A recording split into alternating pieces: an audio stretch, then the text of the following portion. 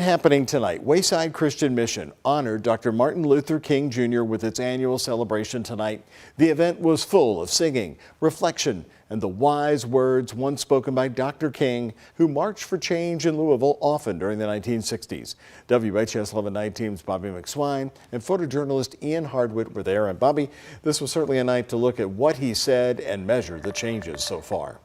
Yes, that's right, Doug. The soulful singing and powerful speeches move people out of their seats. We had the chance to talk to a former Wayside Christian Mission client who comes back every year and recites King's most famous speech. And you'll hear why. A celebration of a man who represented a movement. A movement that shaped history and continues to mold our present as we all try to live up to his dream. I have a dream today.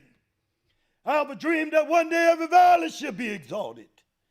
Every hill and every mountain should be made low. Dewan Nathaniel, who delivered King's I Have a Dream speech at Wayside Christian Mission's annual MLK Day event, is a former Wayside client himself. When he arrived here, he was given the speech to memorize. He says it was at his lowest point in recovery. You know, and the lifestyle caught up with me and I became a victim of addiction and alcoholism. That was 18 years ago. Now, it brings him strength that he shares with Wayside every year and with audiences across the country. And so I do this straight for God, you know, because it was an honor to be able to be in his shoes. So I wanted to make sure, and I always ask God to give me the spirit of Dr. King when I present it to anyone who's listening to it. Wayside CEO Nina Mosley says the annual event is special because of the chance to reflect on King's lasting legacy and to remember the foundation on which the mission was built. In 1957, when Wayside started, the civil rights movement was in full effect, but the founder chose to house white and black men, the first shelter to do so, south of the Mason-Dixon line. And even in desperate need of donations, Mosley says the founder refused to accept money from a man who demanded it only help white men. Reverend Anderson just very calmly told him, "I'm sorry, but you'll have to take that donation down the road.